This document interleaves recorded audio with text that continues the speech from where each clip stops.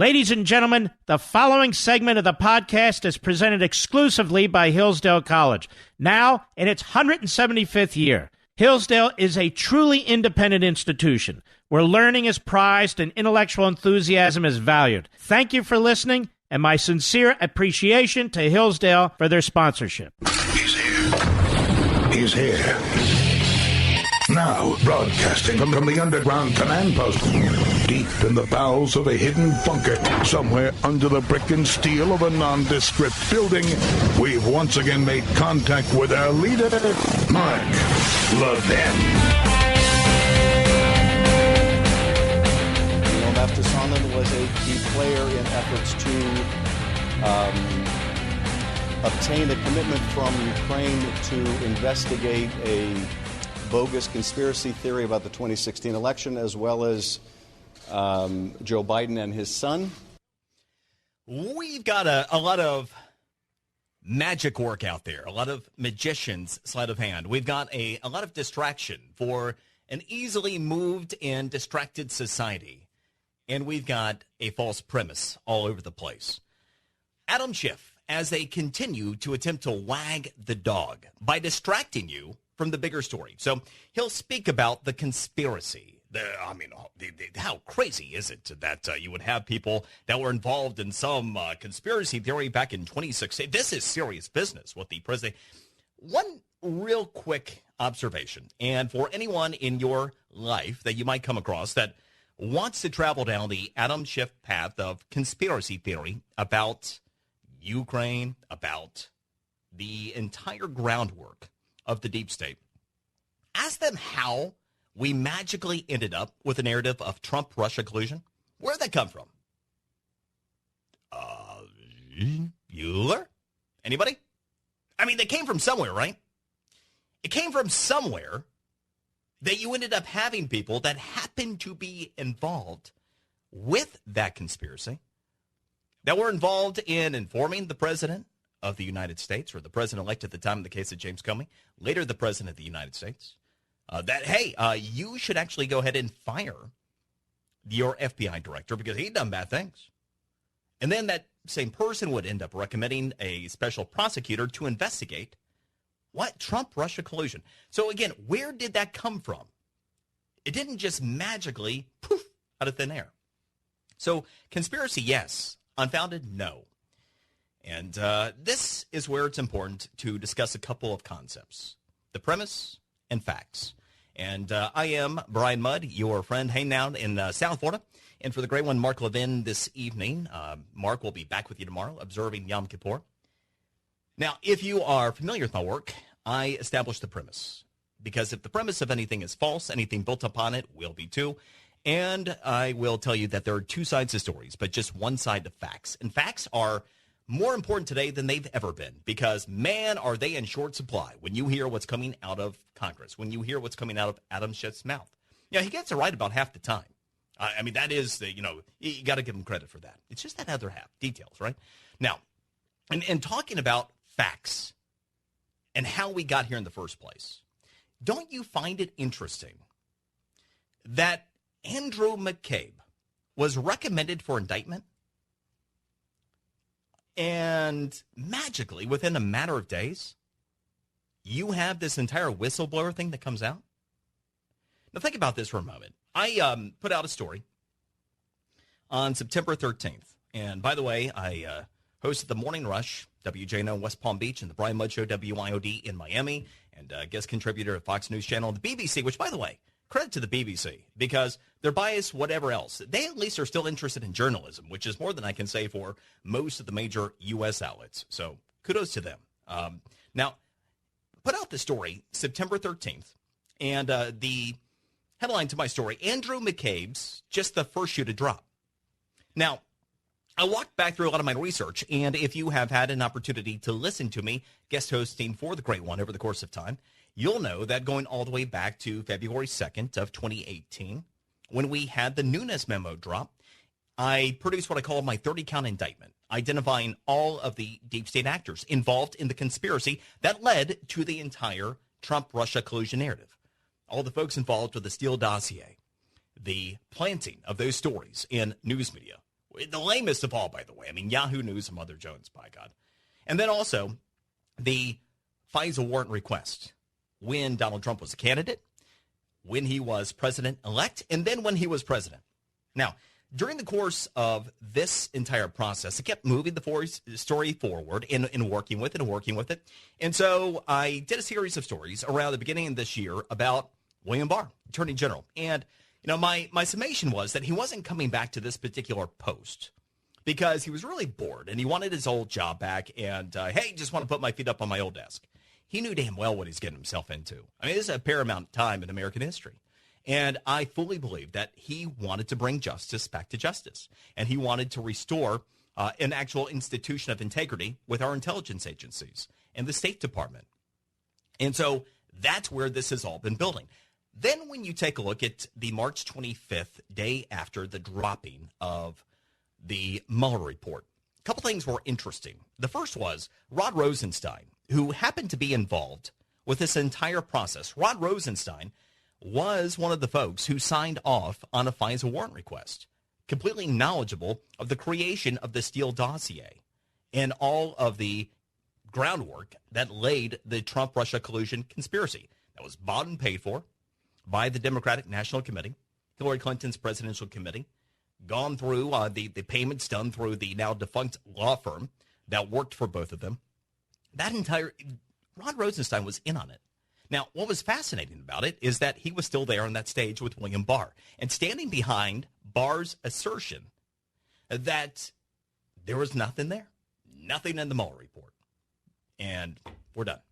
Now, that particular moment in time, it was fascinating because why would he suddenly be cooperating when he was actually involved in laying the groundwork? And he was actually the one who recommended the special prosecutor. He recommended Mueller in the first place, right? Well, okay. Thought here. Sounds like somebody who's cooperating because he knows that his butt's on the line, okay? So that's important because you got to have people when you're talking about actors at the highest level of the intelligence agencies that were involved in this entire plot in the first place. Folks like John Brennan, James Comey, Andrew McCabe, Lisa Page, Peter Strzok, Sally Yates, Bruce Orr, Dana Bonetta, then civilians that were part of the conspiracy as well, Christopher Steele, Nellie Orr, who happened to be working with Christopher Steele at Fusion GPS, who, yes, the wife of Deputy Attorney General Bruce Orr, along with the DNC and Hillary Clinton's campaign, all right? So, think about this for a moment. Rod was in on that, signed off on the FISA warrant request, knew everything that was going on, put Mueller in place, and then he's there on that stage with William Barr. That, to me, was the first sign that William Barr was really making progress in his investigation, already at that stage. Now, at that point, I laid out a narrative. This going one of two ways. William Barr says, you know what? I'm just going to take things up behind the scenes here and move on, or he was going to get down to business. And there would be a comprehensive investigation, and he would do his level best to bring justice back to justice and to hold people accountable to the extent that he's able to do so. And lo and behold, what did we see? A series of those steps happening. Now, what's important in the construct of this conversation is around this time, what's interesting, this whistleblower who wasn't a witness. Can I get a witness? Well, yes, the second whistleblower is actually the witness which brought about the initial whistleblower who wasn't a witness. That's fascinating unto itself. And by the way, all highly illegal because it was leaking classified information without going through the proper channels of the IG in the first place. But I digress. We got a lot of people that have broken the law here. Now, when you have the whistleblower, the one that actually came out that was the second whistleblower, timeline in that report was interesting to me. Said that in mid-May, there were multiple U.S. officials that were deeply concerned. Now, why is that timeline interesting? Well, that timeline is interesting because that was about the time that, what? Congress realized, you know what? We cannot get anywhere on impeachment based upon Mueller. It's not going to happen. So, yeah, there would be a lot of reason for a lot of people to be deeply concerned in intelligence agencies, right? A lot of people to be deeply concerned in the Justice Department, especially former officials, right? A lot to lose there. So that timeline was interesting unto itself. And then this was the other little thing about that whole whistleblower deal walking back to the Andrew McCabe story, just the first shoe to drop, September 13th that I put out. I didn't know that within a matter of days, we were going to have this whole whistleblower thing that would be Impeachment Palooza Part 2 this year. I just knew that something else was coming. Because in any other universe where we have an honest media rather than a godless, soulless, slanderous news media, where the most pervasive form of bias within it is omission of information, Andrew McCabe, former acting FBI director, being recommended for indictment would be a 24/7 story in perpetuity until there's think about that for a moment. Former acting FBI director recommended for indictment. Holy crap, major news story, unless you're in the United States of America with the godless, soulless, slanderous news media. That's all part of the Democrat establishment. Now, you have this call with the Ukraine, right? Oh my gosh, this is that big of a deal. We got to blow the whistle.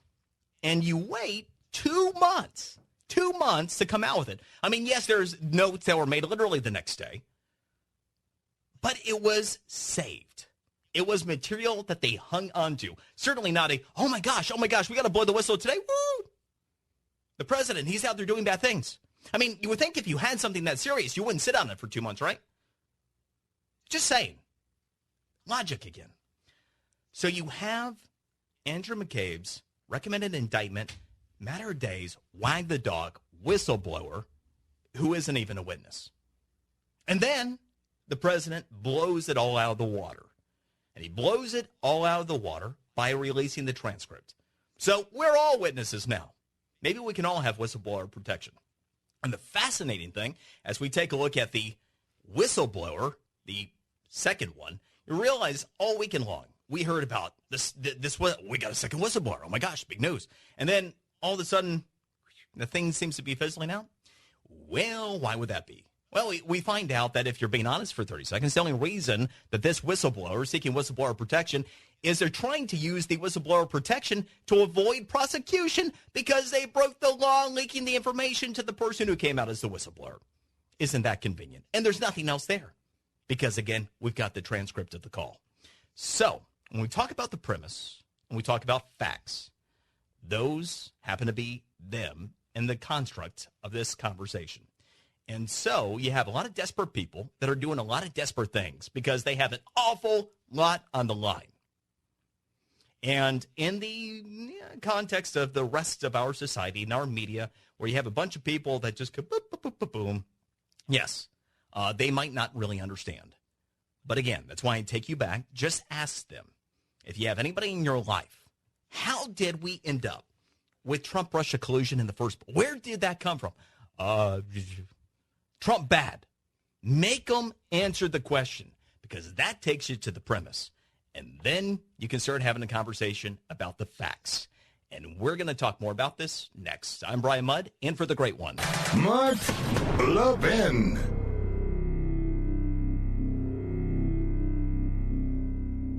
You hear me talk about Hillsdale College a lot, about its rigorous classical liberal arts curriculum, about its exceptionally bright and patriotic students. 175 years ago, Hillsdale College was founded with a mission defined by 4 enduring purposes: learning, character, faith, and freedom. While many institutions have lost their way, Hillsdale College maintains an unwavering commitment to learning, character, faith, and freedom. I've also talked about the great Dr. Larry Arnn, the president of Hillsdale College. He's one of the finest Americans I've ever known. And he explains that these 4 purposes, learning, character, faith, and freedom, remain inseparable in the activity of education at Hillsdale College. He says, learning is difficult and takes more than talent. It takes hard work, which requires character. Freedom is essential for learning, but it is fragile and constantly under threat, so its principles must be studied by all for the sake of its defense. At Hillsdale, faith and learning are integrated toward God because He is the first authority.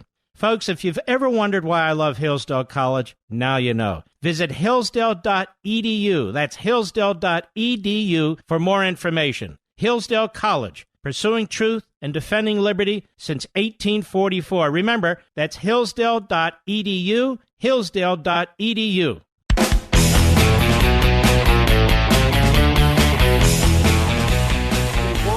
Mueller scam, that was a whole big deal. lasted for 2.5 years. We had a few days of peace, and then all of a sudden they came up with this one. But I guess it's just part of my life. It's remarkable because so many people say, oh my gosh, he's so unhinged in the tweets, and oh my gosh. I can't even begin to imagine what I would be like in his position. Can you? Imagine for a moment that you have had, since prior to the day you took office, a conspiracy rooted against you to try to eliminate you.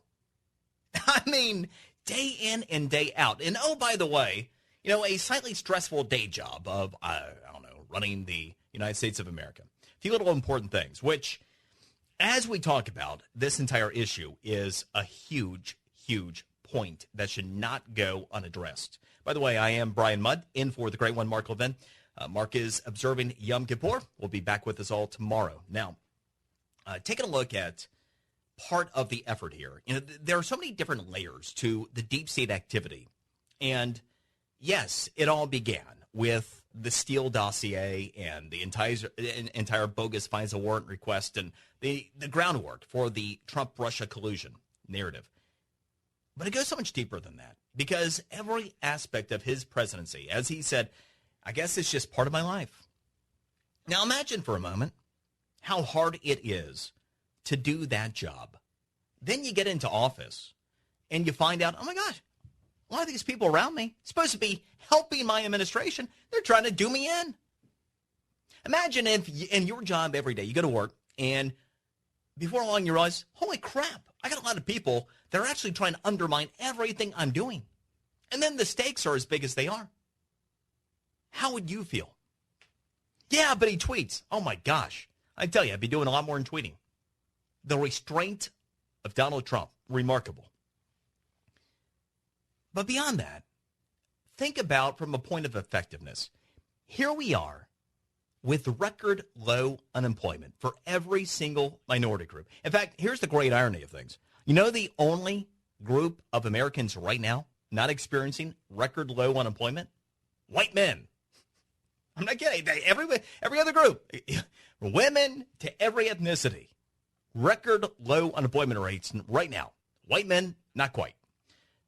But anyway, you have this economy. You have the policy that brought it about, the repealing of regulations that stood in the way of business, the tax cuts. But every single day, having to go to war with the folks inside just to try to get policy done. But then realizing, okay, so if I hop on the phone and I'm trying to conduct business, now I've got people that are spying on me. Now I've got people that are trying to undermine even those conversations. And that's part of the other issue here. And I know firsthand that there have been people that the president would have liked to have within his administration that didn't join his administration because they didn't want this. You know, when you have highly successful people, they have made a lot out of their lives, and they don't have to go into this. Many of them are going to choose not to. And what you've seen is that anybody that has entered that universe that's tried to thwart the folks that have been working against them, they get destroyed. They'll do anything to try to tear people apart that get close to this president. So it renders him, to a certain extent, less effective than he otherwise would be. Here we are with all of the good things that we have going on in our country and the policy that he laid the groundwork for, despite that. And it's patently un-American when you have people that are literally working against the interests of this country to serve their own political interests. But again, when you have desperate people, they do desperate things. And that's why accountability, it's necessary. We're going to talk about that coming up. I'm Brian Mudd, and for the great one, Mark Levin.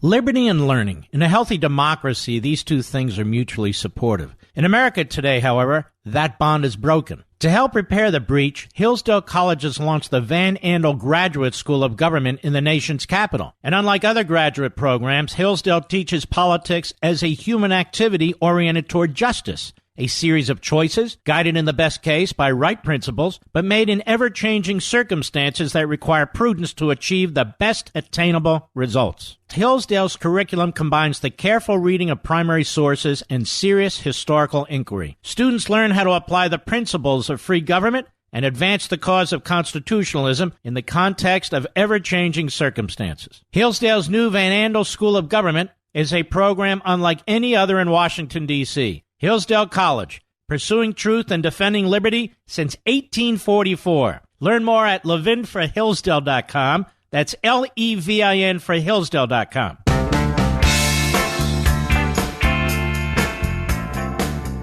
Constitution Man, Mark Levin. Call him now at 877-381-3811. The mistake they made, the opponents, the opposition, the Democrats, the radical left, deep state, whatever you want to call them, they came out with a whistleblower report before they saw the conversation.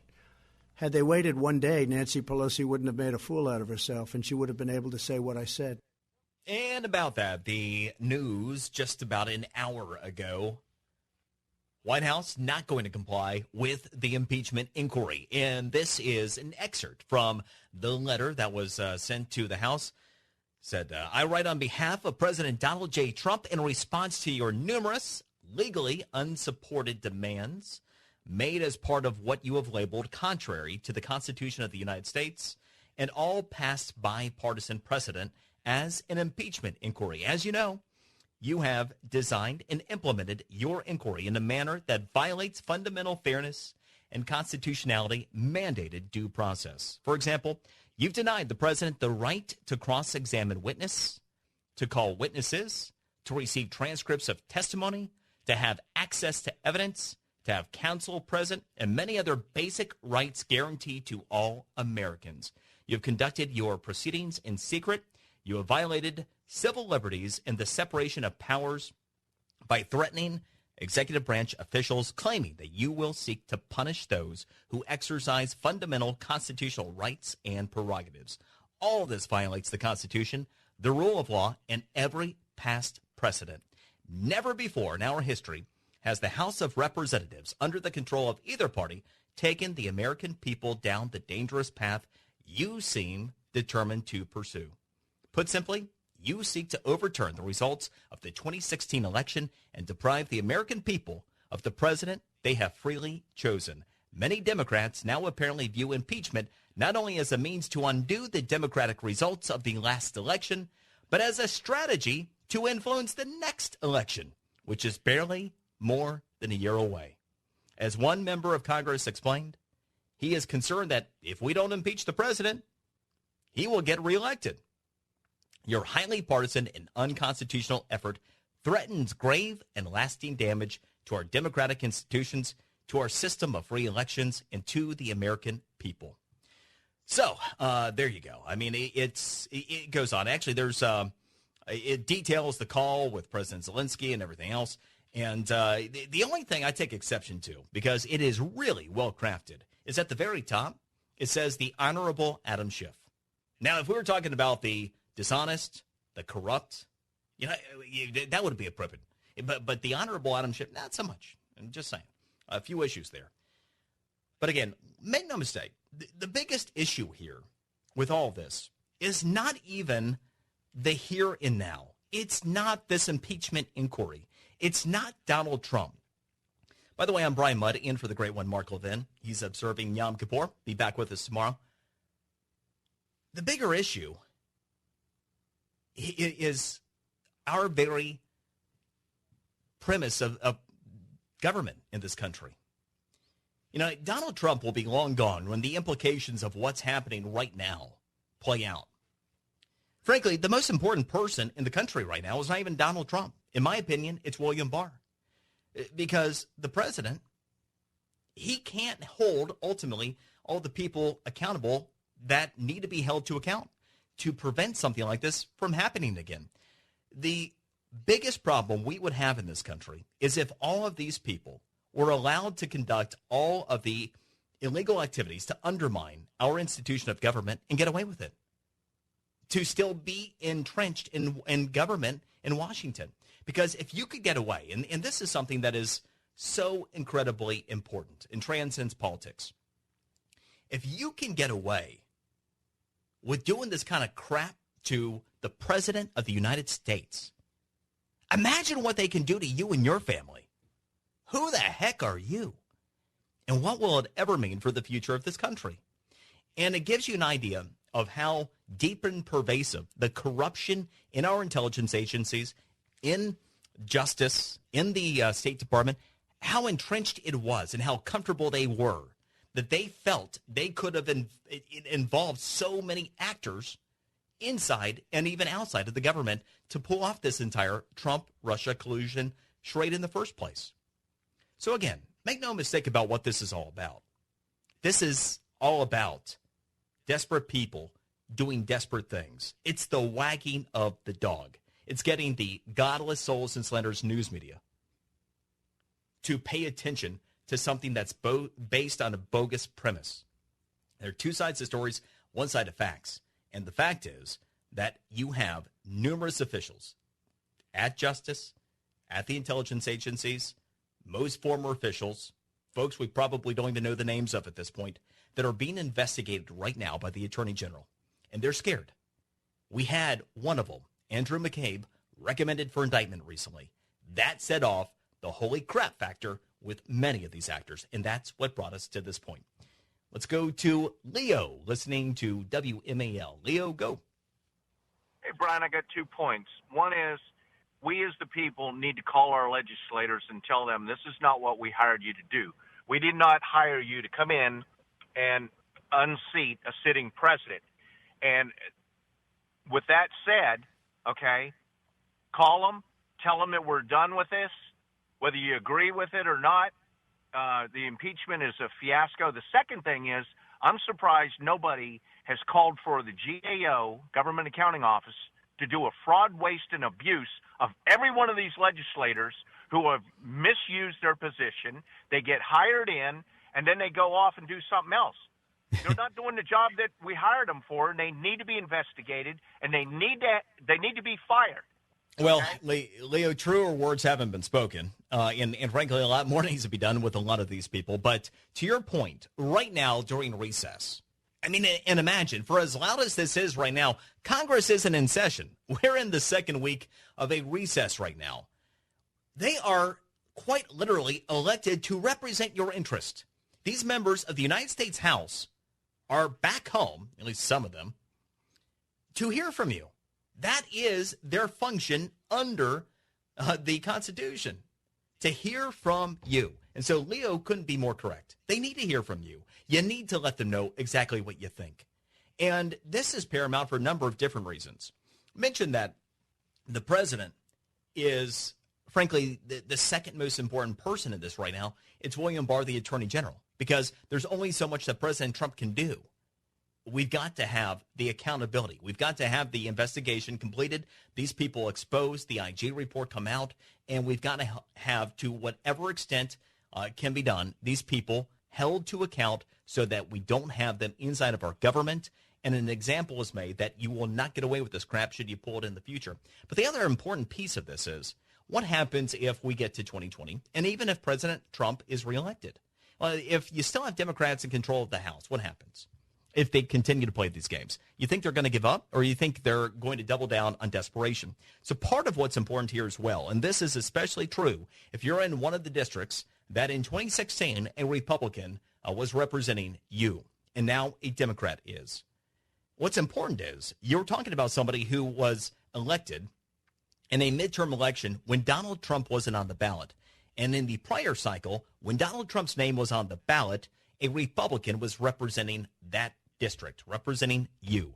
Those people need to hear loud and clear where you stand and that you will kick them out of office if they do not do the right thing here. That is absolutely important. But yes, I don't care who your representatives are. Make your voice heard because that is what they are there to do.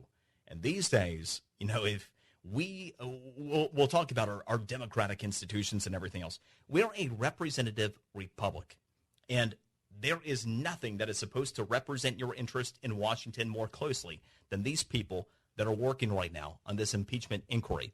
Now, there's something else that comes into play here that is somewhat interesting. There was another story I did, and I pulled it up. It was September 27th. This was the day after we had Nancy Pelosi say that it was a formal inquiry. And I talked at the onset of the show about the definition of, what's going on here in magician's work, sleight of hand by the Democrats. Nancy Pelosi is a lot of things, but she's a very smart woman. And in just a few, I'm going to pull up a little bit of the information about what she did to change the rules in January at the start of this Congress to try to allow for the formal impeachment process without a formal impeachment vote.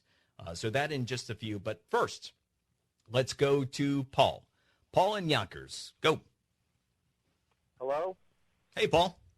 Hi, how are you today? I'm just really, really teed off. I would love for the conservatives, the Republicans to go on the offensive for once.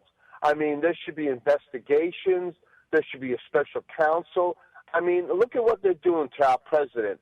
If this guy wasn't so, they have his hands tied behind his back. Look at what he's done for the country, for the economy, for so much. Could you imagine if we just had a little help from the Democrats, just a smidgen, where we could be? But, I mean, I've never seen anything like it, and I can't believe the media. I was foolish enough to believe at one time that they would be fair. They're disgusting. They're embarrassing. They're shameful. You're being generous in the characterization of them, frankly. Thanks, Paul. Now, here's a number for you. Paul's talking about, I wish more Republicans would go on the offensive in Congress. Oh, well, I hear you. The number is 4%. And what does 4% represent? Donald Trump was the choice of Republicans, obviously, right? He ran away with the primary. 4% represents the number of elected Republicans at that same period of time, back in 2016, that supported President Trump. In other words, your elected Republicans were not with Trump until they felt like they had to be. And that's part of the reason why you don't have more fighting. 4%. And some of them aren't even in Congress anymore. Let's go to Chuck. Chuck in Lafayette, Louisiana. Go.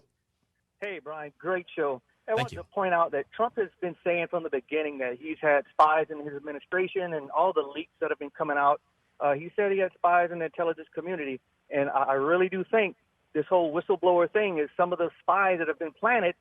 They're trying to pull them out now to protect them and protect them as whistleblowers. So when the IG report comes out and all these peoples are named and got to face the consequences, they're trying to protect the ones they can now. And that's all I had to say, man. You're 100% right. Chuck, you're an astute observer of everything that's going on. You're ahead of the curve for sure. Because this second whistleblower, that's all the second whistleblower is actually the whistleblower, the person who had the first-hand account. And the reason that we're now hearing about the second whistleblower, who's really the initial whistleblower, is because he's seeking whistleblower protection because he broke the law. Because he leaked classified information to the first whistleblower who wasn't a witness. That's how corrupt these people are. But again, desperate people do desperate things. We'll continue. I'm Brian Mudd, in for the great one. Mark Levin.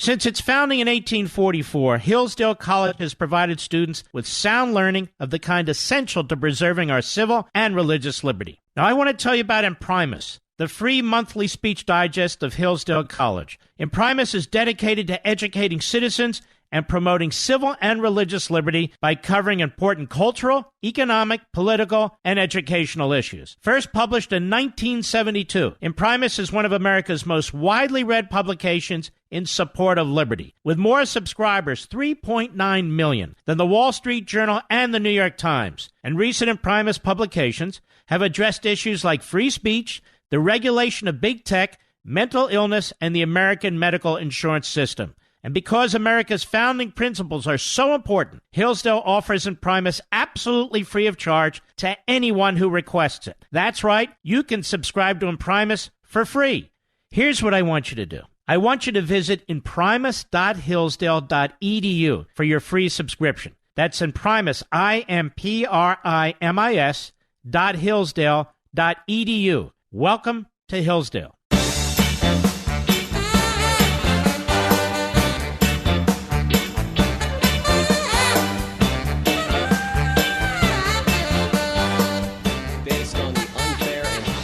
Process that Mr. Schiff has been running. You think about what the Democrats are trying to do. Impeach the President of the United States 13 months prior to an election based on an anonymous whistleblower with no firsthand knowledge who has a bias against the President. And the guy running the process, Chairman Schiff, didn't even tell us that he had met with the whistleblower prior to the whistleblower filing the complaint. Details. I dare you. Details, right? Yes, that is Representative Jim Jordan, by the way. And a couple of things. I teased just before the break about what Nancy Pelosi did, her sleight of hand, her magician's work, to lay the groundwork to try to make this thing constitutional. Now, here's the deal about what she did.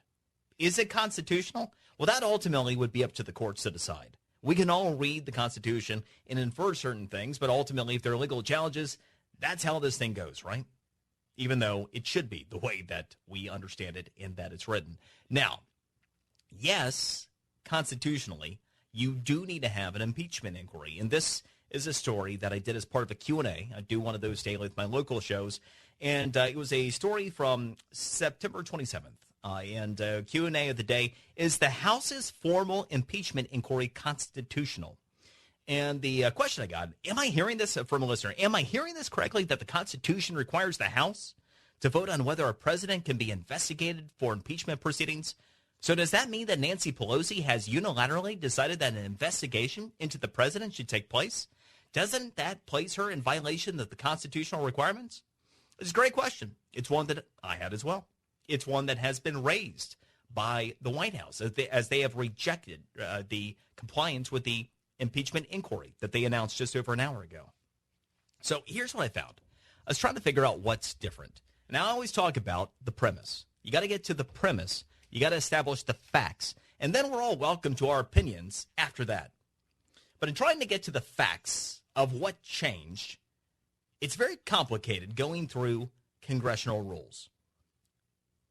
But every Congress, you have a set of rules that are agreed to by that Congress. It happens during the window of time where voting for the Speaker of the House, everything else takes place.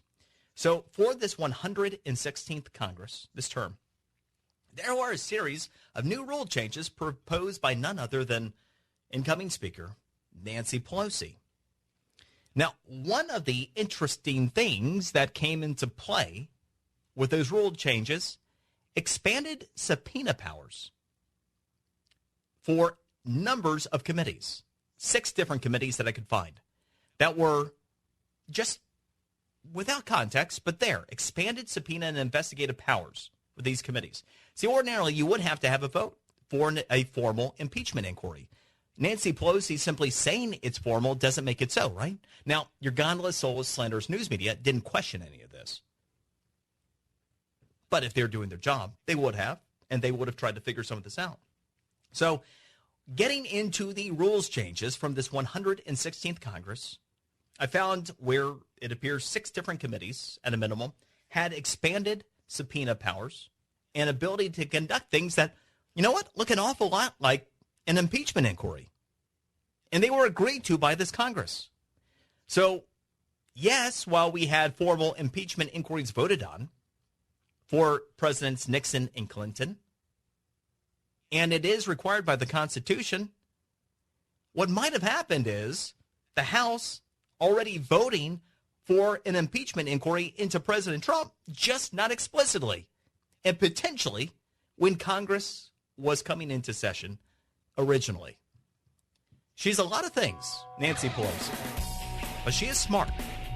And she likely anticipated that her caucus was going to be demanding an impeachment before this Congress was up. This seems to have been what she did. It'll be very interesting to see what happens next. Courts likely to decide. We'll talk more about this coming up next. I'm Brian Mudd, in for the great one, Mark Levin.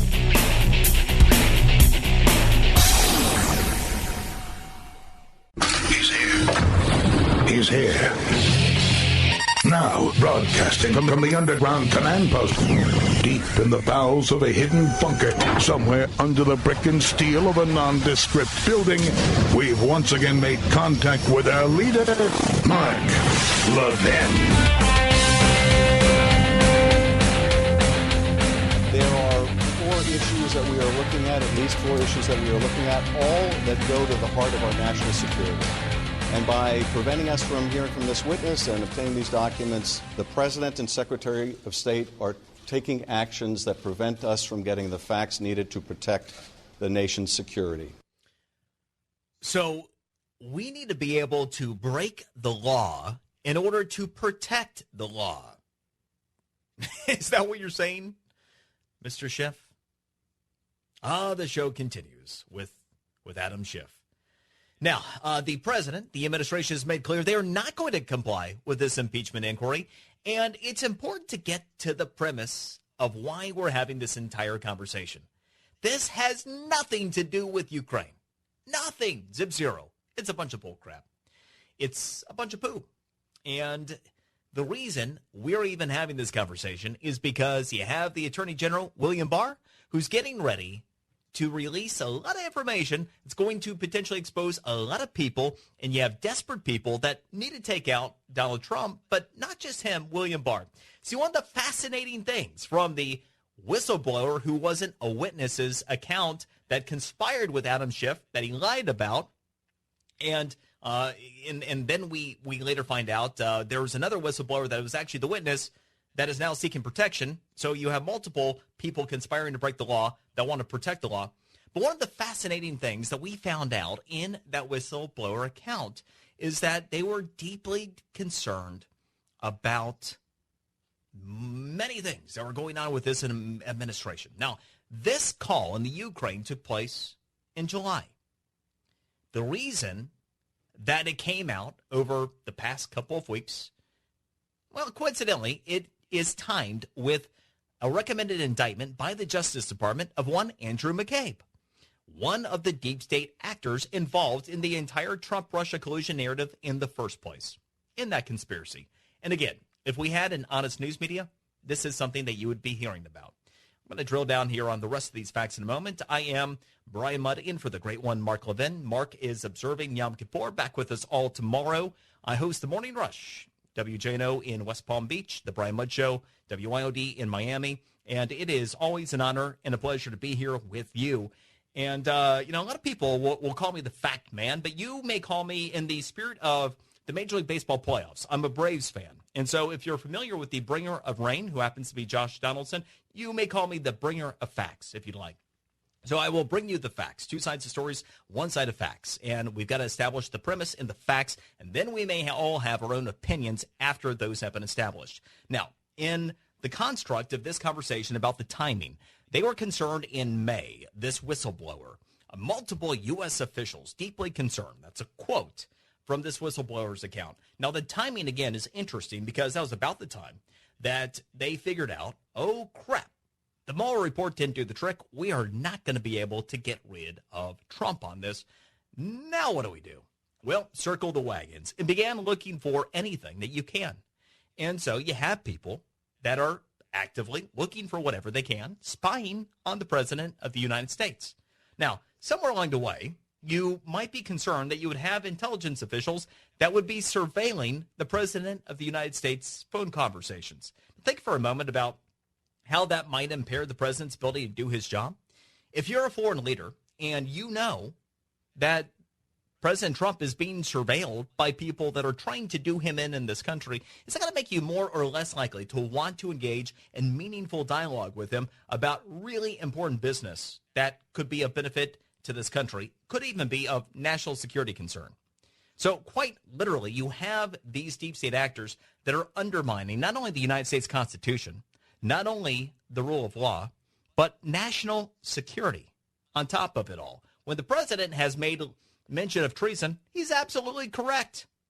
That's exactly what this looks like. That's exactly what this sounds like. And there's no doubt that it's impairing his ability to do his job. But again, why is this all the case? Deeply concerned going back to May. They figure out Mueller report's not going to get the job done. Plan B. All right, look for, and now we got Ukraine. Now, again, if the Ukraine situation was that big of a deal, oh my gosh, we got to blow the whistle. Are you going to sit on that for 2 months because the President of the United States is really putting pressure to try to exact an election outcome? You going to sit on that for a couple of months and go, oh my gosh, now it's the biggest thing ever? And then get the news media go, oh my gosh, this is the biggest thing ever? Why would that? Wow. Well, the Andrew McCabe recommended indictment, which again, your godless souls and slanderous news media did not cover. When you have a former acting FBI director under recommended indictment, you would think that would be the biggest story that's hit this country in quite some time. But it was barely a mention anywhere. And to the extent that there was a mention, here's something that's really interesting. So one of the things I do with the godless souls and slanderous news media is I always like to see what they're doing when things that I'm following, like Andrew McCabe, while all this Ukraine whistleblower crap is happening, I'm always interested to see what other people will put out their news media. So, for example, I searched Andrew McCabe with regularity. And the first and second day of this entire fiasco, you know what came up? Washington Post. And to the extent that there was anything out there, there was an opinion piece about, hasn't Andrew McCabe been through enough?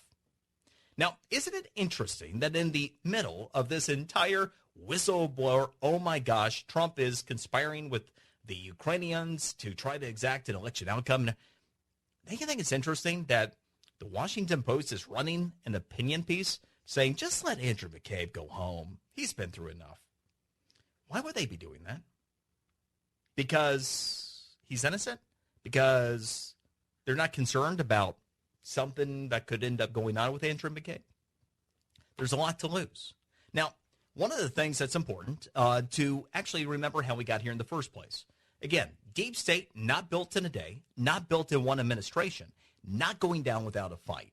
So if you go all the way back to where this whole thing began with the information that we had publicly available, made publicly available by the Nunes investigation in the House, we found out all kinds of people were involved.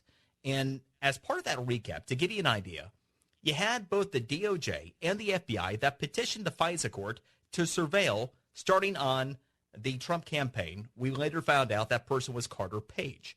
That started before the election. And we found out that the initial warrant on Carter Page was issued and then renewed 3 different times every 90 days, which lasted through the campaign, the election, the president-elect period, and President Trump's early days as president. We found out that FBI Director James Comey signed off on 3 warrants. We found out that, yes, FBI Director Andrew McCabe signed one. That at the Justice Department, Deputy Attorney Generals Sally Yates, Dana Bonetta, and Rod Rosenstein signed one. We found out that Christopher Steele was the source of the Steele dossier, a discredited FBI informant. We found out that he was initially paid over $160,000 by the DNC and the Clinton campaign to create it via the law firm that is now defunct that worked on behalf of the DNC and the Clinton campaign. Again, anywhere where you had an honest news media, all of this stuff would have been a big deal. But this goes back to February 2nd of 2018. We found out that the purpose was to obtain derogatory information on Trump ties to Russia. And we found out that the funding of this dossier that was fraudulently created was never disclosed to the FISA court. So you had all these officials at Justice, at the intelligence agencies that knew that the DNC and Clinton campaign were funding this, but they never disclosed that information to the FISA court. And we found out that the FISA request also left out any mention of it being Fusion GPS, led by Christopher Steele, who had been fired from the FBI. We found out that in September, on September 23rd, there was a leaked Yahoo News story that was leaked by Christopher Steele that started this entire groundwork for the conspiracy, for the FISA warrant request. In the FISA request, it states that Steele wasn't the source of the Yahoo story. But in a British court, Christopher Steele actually mentioned that he was the source of the Yahoo News story link. And we found out that the law firm, Perkins Coie, They were aware of the steel leak, and they met with him in a private setting to try to discuss any damage control if they needed to go down that path. We then found out that Steele ended up being completely removed from the equation after he ended up leaking to Mother Jones in October, right before the election. And then after being completely cut off by the FBI, how did he maintain contact with the Justice Department? Oh, that's right. His partner working on this happened to be the wife of Bruce Orr at the Justice Department. And he could go ahead and use her to get this information to the Justice Department and to continue to lay the groundwork for all of this to take place. And it goes on and on and on. Now, the fascinating thing about Andrew McCabe having recently been recommended for indictment is that he testified in December of 2017 that the warrants would not have been issued without the dossier. People also forget that detail, and your news media is still not reporting that one. McCabe testified in this country, December 2017, the FISA warrant request would never have been issued without the Steele dossier. That's the entire story. That's Trump-Russia collusion. Top-level officials at your intelligence agencies, at your Justice Department, State Department, you name it. And once you realize what's at risk with Andrew McCabe facing indictment and what he already was honest about in December of 2017, it begins to make sense. Because from John Brennan on down, there are a lot of people with a lot to lose, and the Attorney General of the United States is investigating all of them right now. That's what this is about. Ukraine, that's bullcrap, and they know it. I'm Brian Mudd, in for the great one. Mark Levin.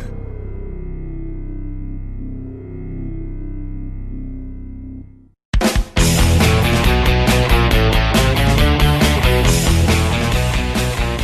can tell you the American public is tired of do nothing. And we are doing a lot, and the Democrats are doing nothing. Well, and to the extent that they're doing something, it sure as heck isn't in the interest of this country. Brian Mudd in for the great one, Mark Levin. By the way, you may follow me at Brian Mudd Radio on Twitter. And when we take a look at pulling this thing full circle, so over the show thus far, brought you from here to there, why it is that we're having the conversations that have nothing to do, really, with the Ukraine and Trump and Biden. That's a sideshow. Yes, Donald Trump wants accountability. And yes, there is a whole separate story. And we'll talk about it a little bit about the Bidens, Hunter Biden and all that. There really is a lot to that particular story. And a lot more than you've heard, by the way. But the bigger issue here, you can't just get Trump. So the whistleblower who wasn't a witness, when we received the depiction from whistleblower, he didn't just say Donald Trump and all these other things. He didn't just say there are multiple U.S. officials deeply concerned starting in mid-May, which, not so coincidentally, was about the time the House realized, you know what, there's nothing that we're going to be able to do to move on impeachment because of the Mueller report. It went a little further. It also named William Barr, Attorney General. Made mention that it appears that the Attorney General is involved as well. Now, why is that important? Well, it's important because he's the single most important person in all of this right now. If you removed, let's just say, and by the way, as feckless as the Republicans can be on their worst day, I do not believe for 30 seconds that the Senate is going to remove Donald Trump, even if it gets to trial. First of all, I don't think Nancy Pelosi really is foolish enough to move forward with an impeachment vote, but that's a whole other thing. But let's just say for a moment, maybe Trump, you know what, I'm out. I'm tired of this. I'm going home. Okay, who's president? It's Mike Pence. Does that change the dynamic on the ground relative to the people that end up having a lot to lose if they are exposed and if they are held to account by the Justice Department? No, doesn't do anything to save their butts. That's why the single most important person right now is William Barr. Now, what was fascinating to watch, remember how much backlash there was to Jeff Sessions when he was becoming Attorney General originally? And we didn't know everything that happened at that point, right? We didn't understand the entire deep state and everything they had done to try to undermine and conspire, and were conspiring at that very moment against the Trump administration. But the left was so dead set against our buddy Mr. Magoo, Jeff Sessions. Until what? They realized, oh, he wasn't going to do anything. You know, You had Sessions that would just kind of go around the country and go, hey, I'm the justice guy. And suddenly Democrats went, shoot, yeah, this guy, we're okay here. That's when you had, in that whole little window of time, Andrew McCabe's even testifying. Yeah, if it hadn't been for that Steele dossier, FISA court wouldn't have gone along with this request. He would know. He signed off on it. So then what happened? Well, when Sessions was on his way out the door, remember how that was suddenly a big deal? So the very same people on the left who said, you can't have Jeff Sessions. He was involved in your campaign and recuse him, Russia, everything. Suddenly they realized, you know what? He's not going to be a problem for us at all. But now he's got to stay. And why? Well, because William Barr. As soon as his name came up, what happened? Now, what's interesting is who actually confirmed him the first time he was Attorney General? Yeah, Democrats. Not only was it a broadly bipartisan vote for Attorney General William Barr, was there ever any hint during his time as Attorney General for George Herbert Walker Bush that he was a partisan, that he was a hack, that he was any? So all of a sudden, all these years later, he is. Right? That was the first sign that, holy crap, now we've got something to worry about. Because just as I mentioned at the time, and I firmly believed, William Barr knew exactly what he's getting himself into. They realized we had a lot to lose. And that's when they began to kick up Plan B, Plan C, and all these other desperate moves that they have been collecting information on and seeking to carry out to try to save their butts. The single most important function of the Trump administration has nothing to do with policy. No matter how good the economy is, no matter how many record lows we hit for minority unemployment rates and everything else, an opportunity, the single most important function of Donald Trump as president of the United States is taking out these deep state actors, restoring accountability and justice to the Justice Department, to the intelligence agencies, to the State Department. This is as real as it gets, and it is not about the Ukraine. Desperate people do desperate things, and they're nervous because Attorney General William Barr has been investigating literally around the world to try to bring accountability back to this country. So may God bless him, because Lord knows we need it and he needs it. I'm Brian Mudd, in for the great one.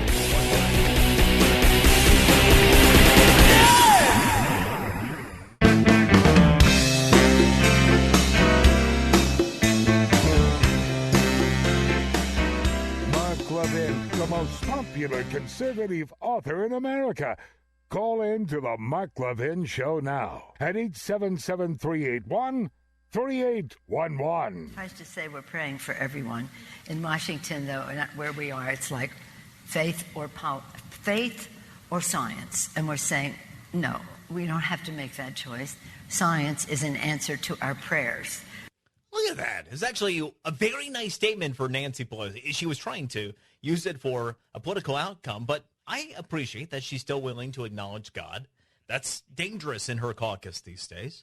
And actually talk about science being a gift from God, essentially. So good on Nancy. One thing that I could agree with her on today. Let's go to Randy in Tacoma. Randy, go. Hi, Brian. Hey, how you doing? Hey, great. Love your show. Really love Mark Levin and appreciate it. You're right on top of it. You know what's happening.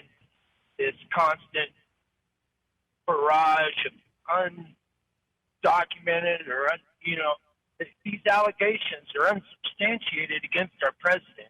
And I asked you earlier if they couldn't be charged with treason. What about being charged with sedition? When you take a look at the lay of the land with Congress and with our country, one thing that I do think is important is perspective, because yes, there are so many things that have happened that are wrong. And it seems like every day there's another law that's broken. I mean, we find out that Adam Schiff ended up receiving information from a whistleblower that was illegal because it violated the IG. You can't just take information that's leaked from classified material, a direct call from the President of the United States with a foreign leader, and leak it to a member of the House. I mean, that's a lot, but that kind of stuff goes on. So it's easy to take a look at this and go, you know what? Man, these people and treason, and there's a yeah, but factor. And this is the one thing that is a little bit faith restoring for me, to pick up on Nancy Pelosi's reference of faith there. We have a case of recency bias that happens time and again. And the recency bias comes about, we always think things are worse than they've ever been.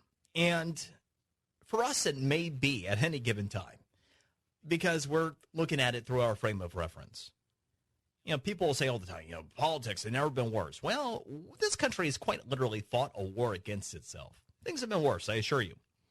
When we take a look at underhandedness, people that are engaged in trade, well, it happened before this country was even founded, right? From Benedict Arnold right on through. And what are the odds? There have been people all throughout the course of time. Anywhere there is power, influence, and money, it's going to attract nefarious elements for their own self-interest. So the odds are that we've been battling this right along. And again, these deep state actors, you have to think for a moment about how entrenched they really were to be so confident to even hatch this plot in the first place. I mean, it really is quite remarkable. They actually dreamed this up and executed it. And think about all the players involved. When you're, okay, here's the game plan, guys. You're the coach. And, you're going, all right, the game plan is this. All of you at Justice, here's these are your marching orders. All of you folks over here in the intelligence agency, this is how you're supposed to carry this out. We've got our folks on the outside that are taking care of all the leaking of information, and we are going to create this collusion narrative, Trump-Russia collusion, and go, execute. I mean, it's audacious. So think about what they were doing before this. I'm guessing they weren't, engaged in lawful above-board activities as part of the day job. Not generally, anyway. You don't go from lawful and good public servants to, hey, guys, let's do this one, right? So just a little food for thought. We've been up against this for a very long time. The difference is, and this is, once again, what's faith restoring, just as we made our way past Benedict Arnold, just as we made our way through a civil war, we are pretty darn resilient. And were it not for William Barr at Justice right now, I would be worried. If Mr. Magoo was still going around the country, hey, I'm the justice guy, and I've recused myself from anything that matters, I would be worried, much more worried. And maybe it's foolish of me to believe in, justice in this country, but I still believe in this country. And again, we've been resilient. So that is where I'm coming from here and where I am going to err on the side of optimism. Let's go to Donna. Donna in Maryland. Go. Hi, Brian. You've done a great job laying this all out for us, and it provoked a thought with me. The radical left has been recycling the same plan over and over again, expecting a different result, which I find fascinating on the face of it. And then I look at the mainstream press, and they assume that the public is enamored with them and their phony journalistic knowledge and information.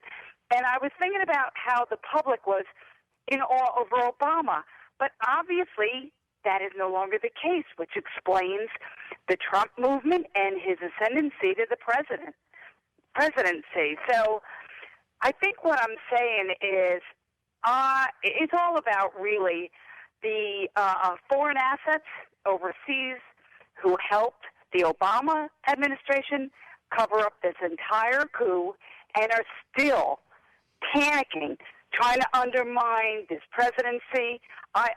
My heart just bleeds for President Trump with everything he's gone through. And I just want to thank you for really helping me make that clear in my mind, because I think it's important for people to understand how the press has done so much more damage than even we could have even imagined. Well, thank you for listening and appreciate it. One of the things in particular, this audience, an amazing audience, and Mark is amazing for what he has created here. I love this opportunity in this forum because I can get all this information out and disseminate things. And look, there are far more talented people that do this than me. But I do get to the premise, and I will give you the facts. And we all may disagree in the arena of ideas, should we choose to. But we got to get to the facts and the premise. And so often that doesn't happen. And Mark, what he does day in and day out, it creates so much thought, so much opportunity for knowledge. And it is simply an honor and a pleasure to be able to bring some information to you, given the opportunity. And, of course, by the way, I am Brian Mudd in for the great one, Mark Levin, and he will be back with us tomorrow observing Yom Kippur. But, this story, it doesn't end this way. Donald Trump is a fighter, and he's not given up for a reason. It's because this is one that needs to be won, and it's one that will be won. And this country, again, his most important function is this, rooting out the deep state. And I think that he's fully aware of what he's up against. And what's interesting when you're talking about the Obama administration, I had a very interesting conversation, lengthy conversation earlier today. And at the crux of it is how much damage and destruction was done by the Obama administration. I mentioned that the deep state wasn't created in a day. And I was just talking about, imagine how audacious of a plan this really was that laid the groundwork for the entire collusion narrative, and how confident you had to be in executing that. The part of the conversation I had was that the damage was so systemic that we're going to be paying for it for years. We're paying for it in numerous foreign policy ways already, but we are paying for it because of these institutions that have been corrupted. And that's all part of what has to happen. Now, paying for it years into the future, we've got this opportunity right now, and it's part of the reason why it's critical that President Trump finishes the job. And oh, by the way, that we have record low unemployment for minorities and record high incomes, with the average full-time employed person now earning over $50,000 for the first time in American history, and a great economy that is in no way, shape, or form heading anywhere near recession. That's all part of your godless, soulless, and slanderous news media. The first thing is your average person in news media, they don't have a flipping clue when it comes to economics to begin with. And then to the extent that they talk about recession, it is absurd. Never in American history have we had incomes growing at 3%, anywhere near unemployment where it is now, and we're still adding construction and manufacturing jobs. Never in American history have we had things like that happening and been anywhere near a recession. It's just bull crap. The only way we can have a recession is if we get spooked into not spending, because 70% of the U.S. economy, you and me, and consumer spending. That's all part of the plot. It's just nonsense. I mean, these people on the left and the news media, which are the part of the left and part of the Democrat establishment these days, they are quite literally hoping and wishing for a bad economy to try to exact a political outcome. Bill Maher was just honest about it, by the way. I do give him credit for that. Let's go to Chad in Austin. Chad, go. Hey, Brian. It's appreciate you taking the call, man. I had a question in regards to the whistleblower piece. And so my understanding is the call happened in July, right? Right. So the change in the, I don't guess it's a statute or the application of the whistleblower status for secondhand information changed in August. It appears to me they've retroactively applied that to this whistleblower who has secondhand information, but the event happened in July. It would seem invalid to me, like a law that was passed after somebody already committed the offense when it was not illegal, and then they want to apply that law to somebody to, convict them or punish them. Well, you are an astute observer of information, and you're onto something there, but going to the premise of even this whistleblower, it was illegal before then, because as we came to learn, the whistleblower, who was not a witness, that information was derived from a first-hand whistleblower who defied the IGN protocol, took classified information to another person who then took it to Adam Schiff. So the very dissemination of this information from the person who had first-hand information to the second-hand whistleblower who wasn't a witness, that was illegal. So the entire thing is unlawful. You're 100% correct, and it's all part of what needs to be held to account here. Let's go to Jacob in Birmingham. Jacob, go. Hi, Ryan. Good to speak with you tonight. Appreciate it. The show a whole lot. The shift policy with the impeachment against our wonderful president is really can't take it. The news media is just pushing against our president, trying to get him impeached. We had 8 years of Obama, and nobody mentioned anything about impeachment of him for anything that went on with him.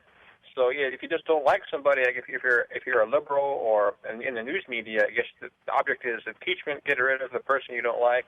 So we need to start impeaching the people that we don't like, such as Pelosi and Chuck Schumer, people that have been there in Congress a long time. Just start impeachment against them, and we can just focus on impeachment all day long and just do nothing but impeachment and just talk about how bad everybody is and how you don't like anybody. It's all about Trump. Keep the focus off Trump, especially with the migrants coming across our border. We got this huge Ebola outbreak and this other thing going on. And Jacob, so when we take a look, what you're talking about with regard to, let's just impeach everybody, and if you don't like somebody, get rid of. That is at the crux of some of what was in the rejection to comply with the impeachment inquiry that was released just about a couple hours ago now from the White House. They laid out, in essence, what you're talking about there, which is, there is future precedent here. You've broken all precedent.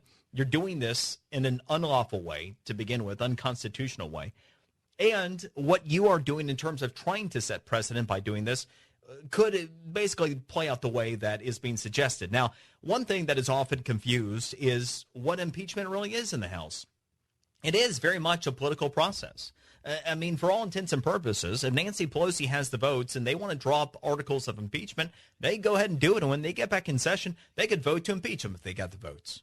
Again, I doubt that's going to happen. I don't think Nancy wants all that to happen, quite honestly.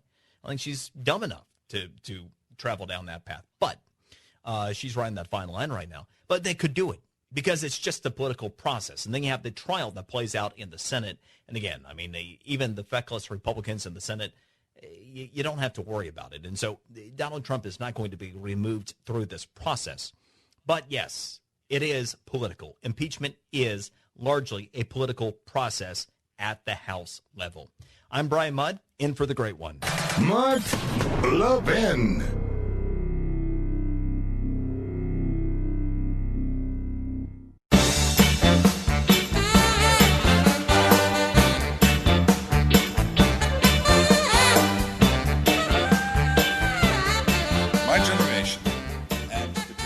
Before us created this climate crisis. And I'm sorry to have to say this, but it will be largely up to your generation to turn the tide by coming up with original and inventive solutions and by thinking outside the box. Yeah, so it wasn't all impeachment palooza today. Not the only thing that's going on. You had that. Mark Rutte, the Prime Minister of the Netherlands. Our generations, we created all this climate change, and it's up to you to do something. It is fascinating to listen to these people, and they are the ones that are accepted as the most intelligent people in the room, in these circles, too, right? It's fascinating how you've had a minimum of 3 mass extinction events all before we were here. But by God, climate change. I mean, we made it happen. I mean, it's a fascinating intellectual exercise. So how, was it like dino flatulence? Is that, I mean, because we know that the mass extinction events, periods of extreme heat and cold. We've had ice ages, really hot periods. What did it? I'm sure that somehow or another it really was our fault from the future or something. I mean, it's just nonsense. And Brian Mudd in for the great one, Mark Levin. He'll be back with us tomorrow. One of the things I always do, 2 sides of stories, 1 set of facts, get to the premise. So I actually have looked all this information up. And look, I'm an environmentalist. I'm actually I'm a conservative environmentalist. And guess what? I find that most conservatives really are, because this just in. I don't know anyone who wants nature to be screwed up. I don't know anybody who really wants dirty air and, a bunch of garbage on the ground. I don't know anybody who wants to kill future generations. Just let's go ahead and see if we can make that happen. But I actually studied this stuff. And so in South Florida, there are a couple of reasons that we live here. 1, taxes. 2, the environment. We want to enjoy it. And so I am very active environmentally. And find that the real people who get out there and actually do work to try to improve the environment are generally conservatives. You'll actually have the folks who protest that we clean up after many times with beach cleanups and the like. But anyway, here's the deal. NOAA has actually tracked temperatures in the lower 48 states since 2005, something that, once again, your news media does not cover. You know what the result is of temperature change in the lower 48 states since 2005 as tracked by NOAA. Got it? Got a number? Negative 0.1 degrees Celsius. Yeah, that's right. To the extent that we've had temperature change measured by NOAA, it's actually been negative over the past 14 years. Did you know, with sea level rise, it is actually on the move, slightly higher here in South Florida, has been for over 40 years. Did you know that actually on the West Coast, most places, we have a decreasing sea level over the most recent decades? Interesting, right? Two sides to stories, one side of facts. Be back with more of them right here. I'm Brian Mudd, and for the great one, Mark Levin.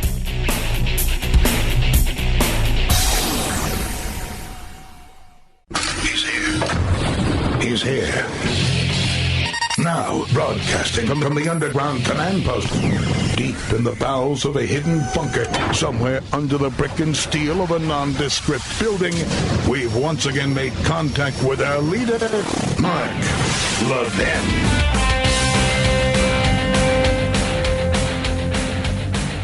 I wake up every single morning with not a lot of time on my hands because I'm doing things like filling potholes and making sure that our city has enough affordable housing. And I don't have time with a city of 430,000 people to be tweeting garbage out. I wonder if there's a school for sucking at life like this. Who talks that way? Yeah, it's not believable as a person on this planet. I don't have to. I wake up every day and I'm filling those potholes and I'm building those affordable homes. And by God, I don't have time for the tweets, the potholes. That is your professional pothole man, Jacob Fry, a.k.a. the mayor of Minneapolis, which, by the way, Minneapolis is supposed to be like one of the more educated and sophisticated cities. You look like that? I mean, the guy is like a caricature of somebody who'd want to be taken seriously. I mean, that's like straight out of Puke Politician 101 school. I wake up every day and the potholes. So here's what I'd like you to do. If you're in Minneapolis and you come across potholes, you call Jacob Fry. Because he wakes up every day to fill your potholes. If you feel like you don't have affordable housing in Minneapolis, you call Jacob Fry and get his butt out there to build you that house. I mean, shoot, if Captain Peanut Jimmy Carter in 95 can still be building homes, by God, Jacob Fry, who that's what he lives for, he wakes up every day doing affordable housing. That man will get out there and build you an affordable house, right? Jacob Fry, pro pothole man. Now, why is the professional pothole man, a.k.a. the mayor of Minneapolis, why is he in the news? Why was this whole little Twitter spat with the president coming? Oh, because of this. See, also as part of your godless souls and slanderous news media, they'll never do the groundwork on why we're having that conversation in the first place. And by the way, I am Brian Mudd. I host The Morning Rush, WJNO West Palm Beach. And then about an hour after that, I do The Brian Mudd Show, WIOD in Miami. It is always an honor and a pleasure guest hosting for the great one, Mark Levin. Mark is observing Yom Kippur. We'll be back with all of us tomorrow evening. And by the way, you may follow me at Brian Mudd Radio on Twitter. Now, the reason why we have a Twitter spat between President Trump and Jacob Fry, the professional pothole man, is, that's right. So this bill, a funny thing about a bill. So President Trump getting ready for his rally at the Target Center. Now, a rally at the Target Center has been done by presidents before. But what hasn't been done before is this, a bill for $530,000. That's right. The Target Center, in conjunction with Minneapolis officials, I would suppose that would mean with the professional pothole man involved, they sent a bill to President Trump for $530,000. Now, what's odd about that? Without context, it sounds like a big number, but who knows? President comes there. There's a lot going on. Does it 530 real? I don't know. Well, I do know because guess what? The Target Center hosted, President Obama back in 2009. So it's been about 10 years. And when he was out there pushing Obamacare, the fraud that would make your health care more affordable, and that would let you keep your doctor, let you keep your plan. When he was out there lying about that, laying the groundwork for it, he went to the Target Center in Minneapolis. And guess what? He got a bill, too. You know what that bill was? Remember, $530,000 for President Trump. Again, this is your godless, soulless, and slanderous news media at work. What I'm getting ready to share with you, you have not come across yet. You just have to do a little legwork on this stuff. So it was $20,000.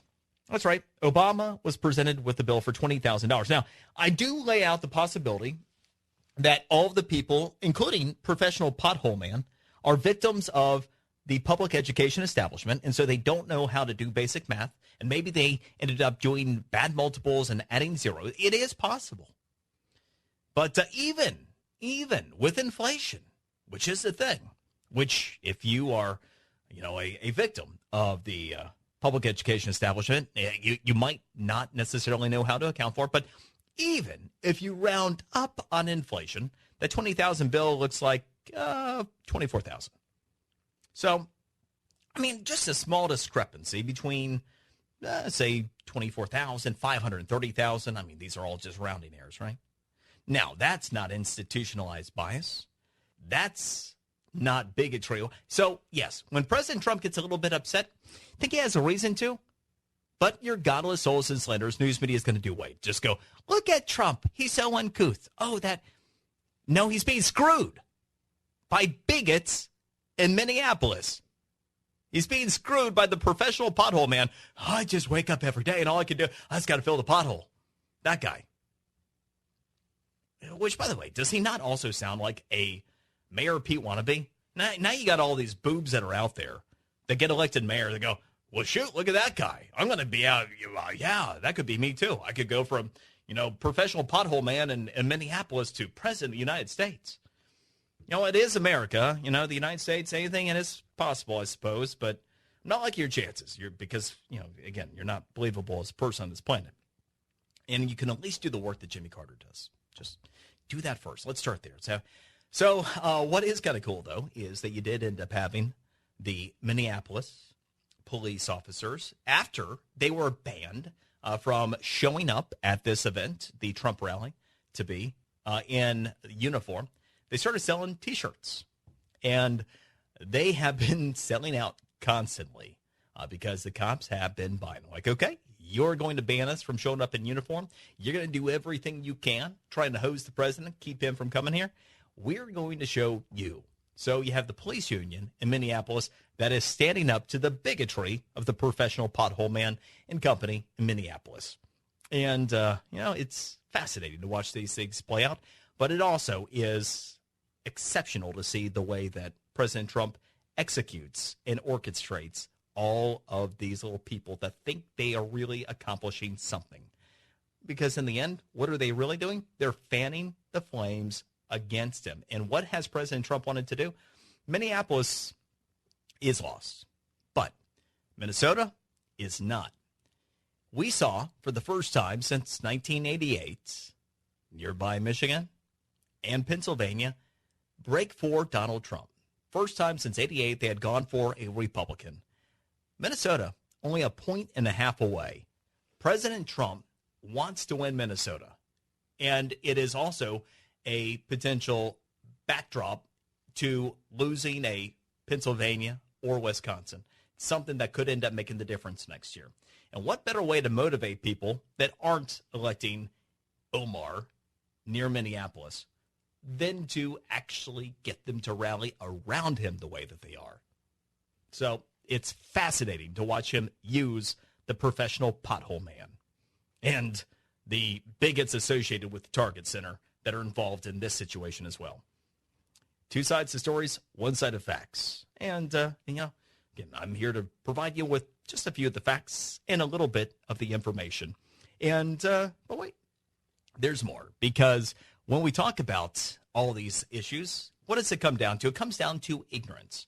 And I had an idea recently, because there's so many different things as a result of our godless, soulless, and slanderous news media that is involved in regular omission. Most pervasive form of bias is omission.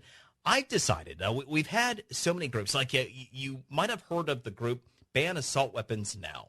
It's a big thing here in Florida. They're trying to get a constitutional amendment passed in our state to ban assault weapons and that whole thing. So I've come up with an idea for BIN. It's banning ignorance now.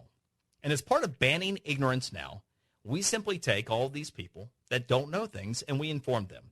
So, for example, in the context of like the assault weapons and gun violence, simply illustrate points like this. And I'm doing this because as a member of BIN, banning ignorance now, you can see how you can articulate and lay the groundwork for various different pieces of information that might result in you sending a bill for $530,000 that should have been $24,000, for example. So you'll hear the term gun violence. Well, what is the definition of the word gun? Well, it's a weapon. Okay, and what's the definition of the word violence? It's behavior involving physical force intended to hurt, damage, or kill someone or something. So can you have gun violence? You quite literally cannot. Or at least I've never, an inanimate object becoming violent, that's a news story. That's a big story but otherwise it would not be possible. So it's not possible to have gun violence, yet it's reported by your news media, right? And you have people that will talk about gun violence and assault weapons. We know about. So what is the definition of a weapon, for example? Well, if you're going to be talking about a weapon, you're talking about a thing designed or used for inflicting bodily harm or physical damage. Is it possible to have then a non-assault weapon? And since a rock could be used to inflict bodily harm or physical damage, should we ban assault rocks as part of the banning assault? This is all part of banning ignorance now. So take forward information like this, and not just with these issues, but with all issues, and engage in BIN. We will together will ban ignorance now. I'm Brian Mudd, in for the great Mark Levin.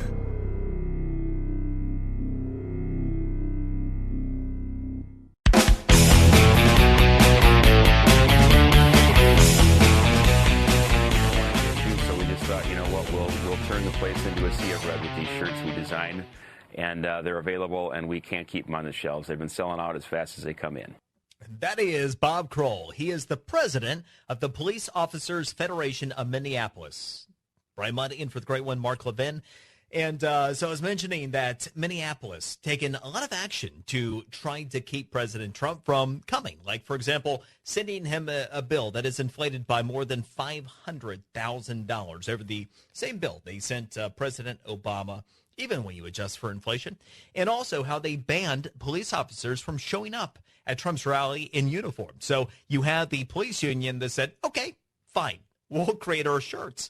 And they started selling them. And you heard Bob, they have taken off. Which, by the way, so has BIN.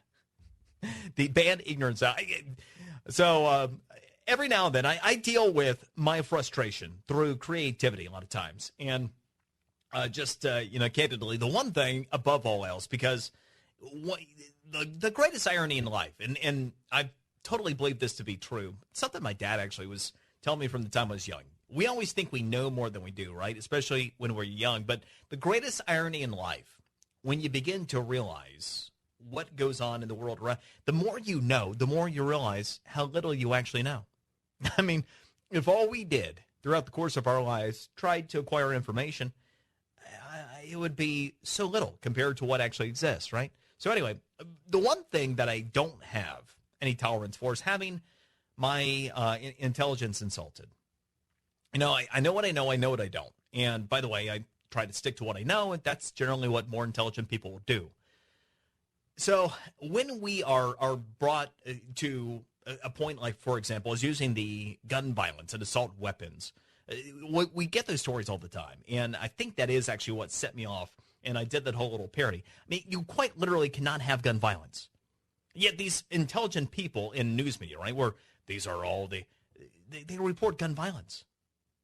It does not exist. It's not possible. Assault weapons. What is a non-assault weapon? I've asked this question for years now. And if anyone has an example of a non-assault weapon, I'd be curious. Because, again, this would be information that would be new to me. And I'm all about acquiring information. But anyway, so I started BIN, Ban Ignorance Now, as a parody a few days ago. And so many people have said they want to join Ben. That might have to do something. My slogan is, are you in on Ben, by the way?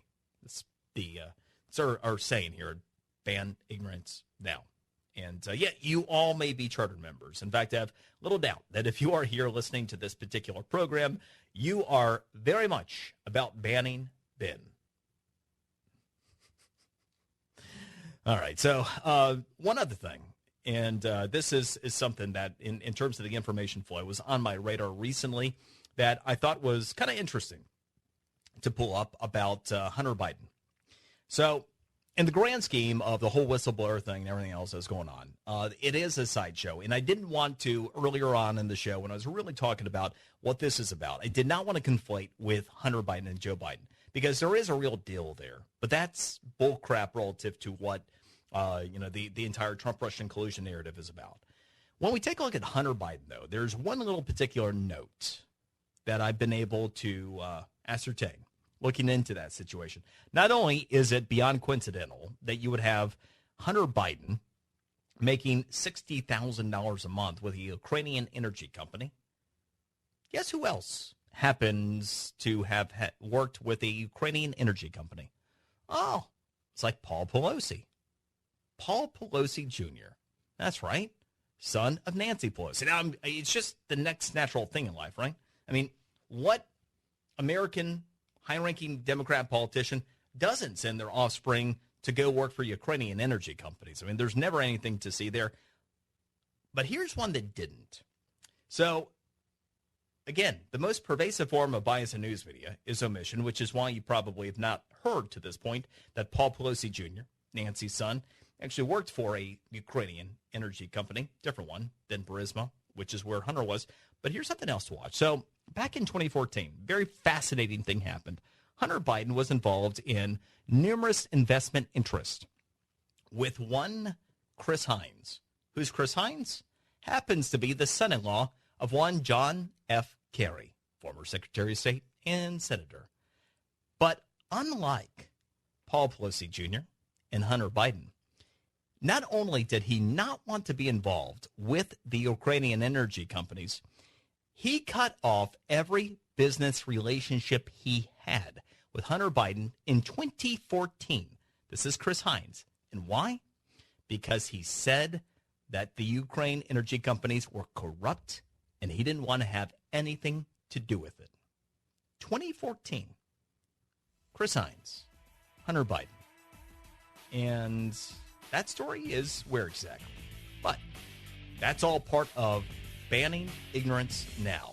We're here to inform and to entertain a little bit along the way as well. Two sides to stories, one side of facts. I'll be back with more of them. Brian Mudd in for the great one, Mark Levin.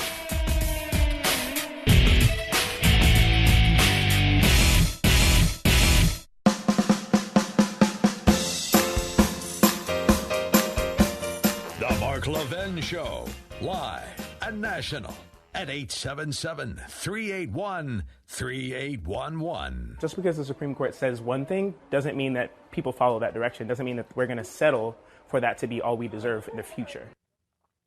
All right, so as you try to figure out what that meant, that is J. Marie Hill. And who is J. Marie Hill, you ask? Well, none other than the trans justice organizer for the ACLU. Yeah, no kidding. There is such a trans justice organizer for the ACLU. Yeah, fascinating, right? Talk about the land of opportunity. Only in the United States of America could you work for the Anti-Civil Liberties Union as a transgender organizer. It's fat. But so the Supreme Court, the fall session is here. And of course, the whole gender discrimination case is right in the forefront of things. Now, what's fascinating, as I've heard so many people say, oh, geez, I was so worried about the conservative break on the court, and we're going to have discrimination that's going to be brought to the entire country. We have some states that have broken away from this horrible bigotry and everything. It's always interesting, the slippery slope that people are willing to travel down. And I'll explain. So Brian Mudd, in for the great one, Mark Levin. He is observing Yom Kippur. Will be back with us tomorrow. people are inclined to look at things through their political prism and in a linear path rather than analytically. Now, one of the things that has been a less popular position of mine, and anybody who knows me understands that I am coming from a place of intellectual purity on this. There's a difference between homosexuality and traveling down a transgender path. And the reason is pretty straightforward. One, if you take altruistically, we are who we are. Okay? The other, you're deciding what you're going to be at any given time. Now, I know the argument, but I've always felt that, okay, fine. But fact still remains, we're talking about the law, okay? So when you decide what you are and you're identified, because it's not just a matter of, chemical activity or surgery that might be provoked, whatever. We're in a world where, how many genders do we have these days? Hard to keep track. So we have all these genders. We can identify as what we want. And who the hell are you to tell me I'm not what I say I am? So why does this matter in the context of being equitable under the law? These states united, our Constitution, Supreme Court ruling on this case. Well, let's say, for example, that I get really pissed off at my employer and say, you know what? I'm going to show you. You have been calling me Mr. all this time. You've been referring to me in male chauvinistic terms. I'm a chick. I'm Mrs. Mudd. And who the hell are you to tell me I'm not? And you've been discriminating against me all these years, all these pent-up feelings and angst. I'm going to show you. I'm going to sue you.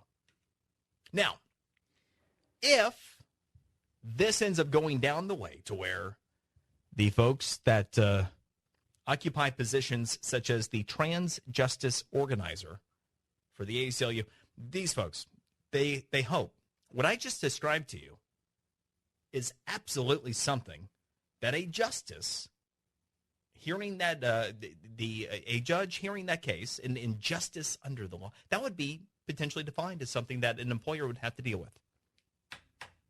Just make things up as we go. Yeah, it's a little slippery slope. And by the way, about the Supreme Court, here's something else. Talk about being annoyed by intellectual dishonesty and everything. The United States Supreme Court, people always want to boil this down to conservative, liberal, everything else. Truth be told, the court doesn't operate that way and generally doesn't in most cases. So, yes, you do have ideological splits. Yes, it's extremely important. Yes, there's no doubt that in some very important cases, we certainly hope we have people that believe in the Constitution and will interpret it as it was written.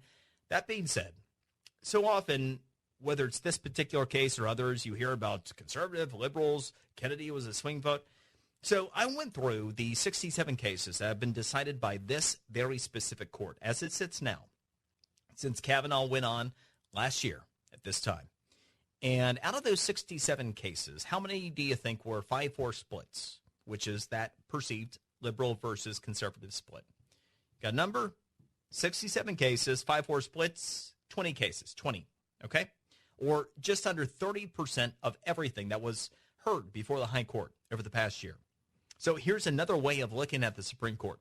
Over 70% of the court's rulings since Kavanaugh joined the bench have been non-ideological consensus rulings. That's one.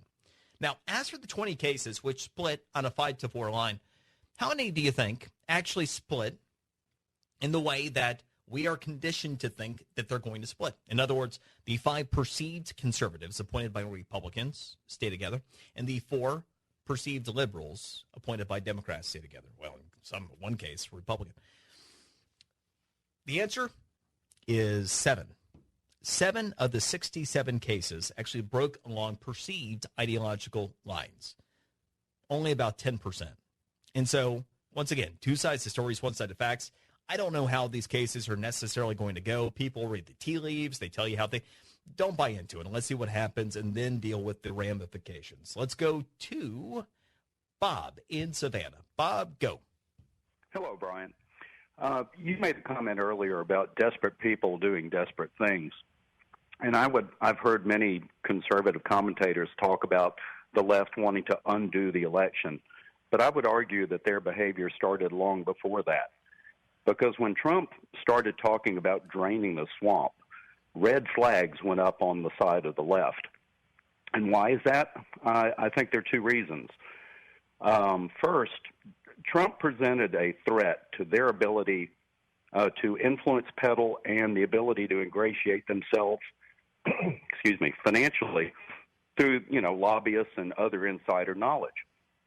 But the second, and I think the more pervasive issue is Trump posturing of nominating originalist judges and confronting corruption in D.C. represented the potential to unravel decades of progressive achievement through the courts when they couldn't legislate change. So I think you're making a lot of sense. What's that? You're making a lot of sense. And so for their world to completely unravel and for their conflicted, dishonest behavior to be exposed. Thus, desperate people do desperate things.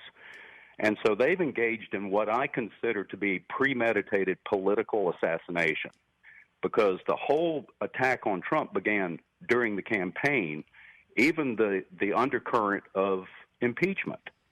And then it really ramped up once he became elected. And so what you say is, Bob, I think is really instructive and very astute. I mentioned that the deep state didn't get there in a day or even in one administration. Look, there's no way. These people are largely career people. You had the McCabe's, and Rosenstein, Brett, all these. They've been there for a very long time in various different levels, working their way up over the course of time. In some cases, in the same position, going back to the Bush administration as well. And so in many cases, even before that, various different government positions. That being the case, you're right, because these people already were of that type of mindset. Because, you don't go from law-abiding public official trying to do the best you can to serve the public interest and uphold the Constitution, the rule of law, everything else, to, all right, we're going to engage in this whole conspiracy against Donald Trump. That is something that's been ingrained, taught, and is extraordinarily choreographed with those people. Because imagine one person that you can trust, that you bring into that whole conspiracy, you got big problems. So, yes, to everything that you're saying there. And part of destroying Trump is not just, again, to destroy him, to put your people, whatever your preferred president in place would be. It's about threatening anybody who would come into that universe and disrupt it. Because, again, Bush didn't do it. These people existed when he existed. But Trump, yes, an existential threat, you're right, and he spoke about it. You go back and you listen on the campaign trail to a lot of his speeches. He talked very specifically about the level of corruption. And guess what? He would know, because he involved himself in many of the political dealings with these people through business. So he knew exactly who a lot of these players were and what he was up against. Now, he might not have known the exact plot or the extent they would go to try to take him down, but he understood what he was getting himself into. Let's go to Joel. Joel in Lamar, South Carolina. Joel, go. Yeah. Just think term limits is what needs to be placed on Congress.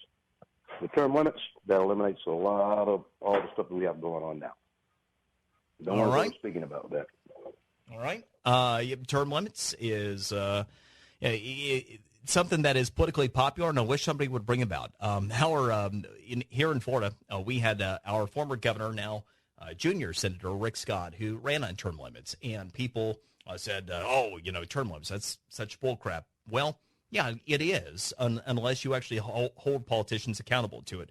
One thing I would tell you is, as we are talking about Congress being on recess right now, let them know that if they've supported term limits, you want to hold them accountable to it, because there's one way you can get it, and that is by virtue of having them actually have to own up to what they campaigned on. Again, you can vote them out, and if you make that known to them, they can be accountable to you. Let's go to Ron. Ron in Baltimore. Ron, go. Brian, this is Ron. I have a question that I'd like to see posed to all the congressional Democrats. And that question is, where was their concern about whistleblowers back when the Obama administration was hunting down, harassing, and firing those who revealed the fact that veterans were dying on waiting lists at the VA?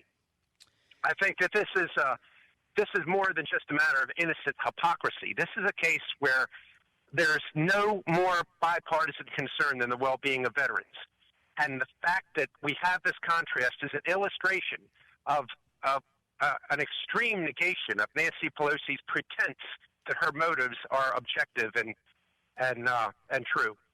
Ron, there's another addendum to this particular story that is playing out right now. So one of the things that's interesting, we had one of our representatives in South Florida. His name is Brian Mast. He's a double amputee, and he decided the VA is such a problem. He was going to hold his office sessions in district at the VA, and he's done this now for 2 years, approximately. And it became such a politically popular thing to do here, and he encouraged other representatives that they began holding some office hours, including the Democrats. So we have 4 different members of Congress who use a local VA in West Palm Beach for office hours, at least some of the time.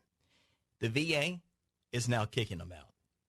And when we traced it back to who's involved, we talk about, so many of these entrenched government officials.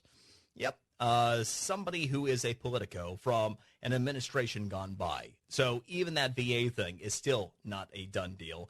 And as change is being brought about and people are being held to account, in this case, the right thing being done by our veterans by putting pressure on the VA to take care of them, what do? Try to get rid of them. It's really quite something. I'm Brian Mudd, in for the great one. Mudd Levin.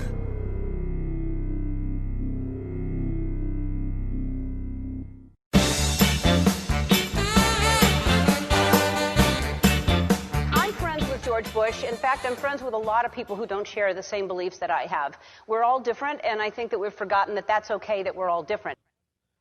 Well, shut the front door. Ellen is not a bigot, by the way. Ellen DeGeneres, and how sad, truly sad, have leftists become, where Ellen DeGeneres feels the need and is put in a position to where she has to come out and answer for why she was sitting at a football game with George W. Bush. How dare you do that? You can't be in his presence. Those people are bigots. Now, one of the things that I am a very big believer in, hitting people between the eyes with information. And I am really, really light on tolerance when it comes to intolerance.